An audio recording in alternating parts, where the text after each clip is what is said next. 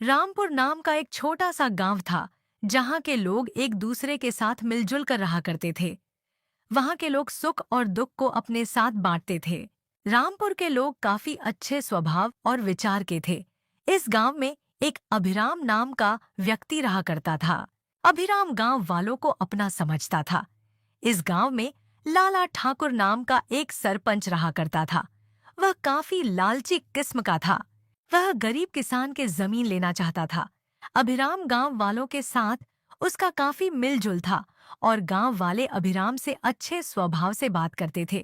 गांव के बगल में एक वीरान और घना जंगल था जहां लाला ठाकुर और उसकी कुछ आदमी उसे जंगल में हमेशा जाया करते थे और गांव वालों के बीच में यह अफवाह थी कि उसे जंगल में प्रेत का वास है।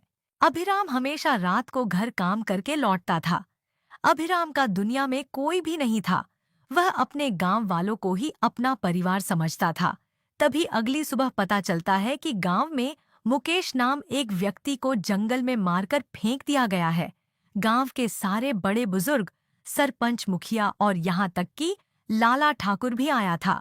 तभी लाला ठाकुर का आदमी बोलता है, मुखिया जी, मैं कल ठाकुर जी के घर से देर रात को लौट रहा था। तभी मैंने देखा कि रमेश उसे श्रापित और विराम जंगल की ओर जा रहा था। मैं उसे देखना चाहा कि वह क्या कर रहा है। जंगल में फिर मुझे याद आया कि इतनी रात को उसे जंगल में जाना ठीक नहीं है। रमेश को गए कुछ ही देर हुए थे, तभी वहां से चीखने और चिल्लाने की आवाज आई।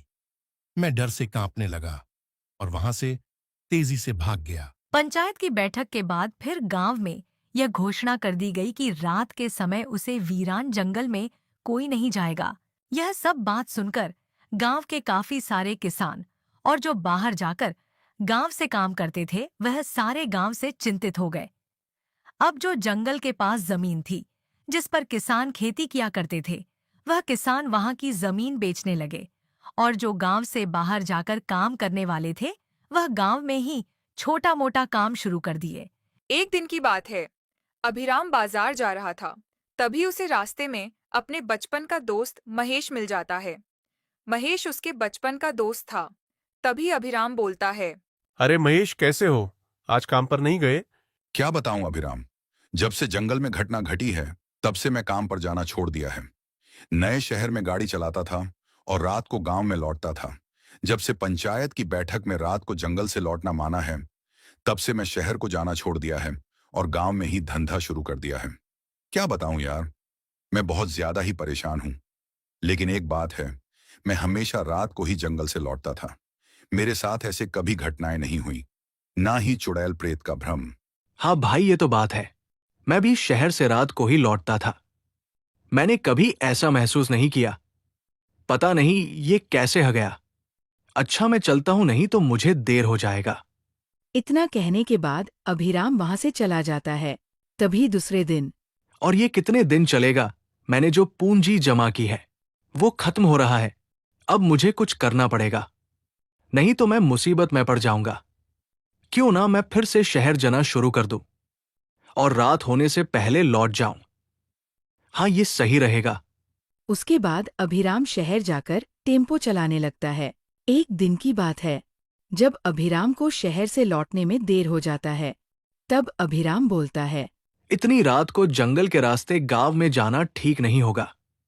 मुझे आज की रात शहर में ही रुक जाना चाहिए।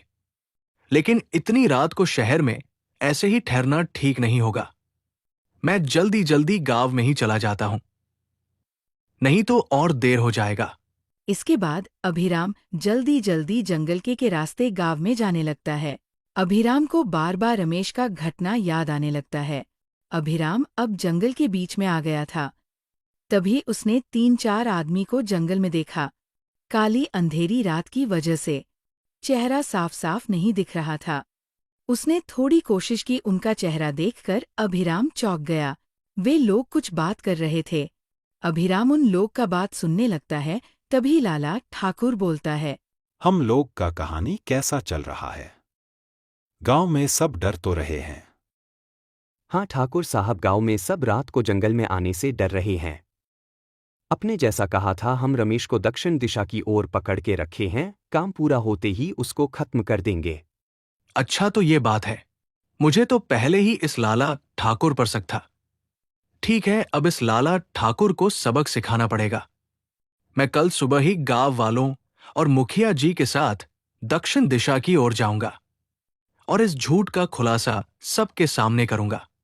अगली सुबह अभिराम मुखिया जी और कुछ गांव वालों के साथ जंगल के दक्षिण दिशा की ओर जाता है। वहां पहुंचने के बाद सभी गांव वाले और मुखिया जी वह दृश्य देखकर चौंक गए। वहां पर एक पत्थर के नीचे रमेश को बेहोश करके रखे हुए थे।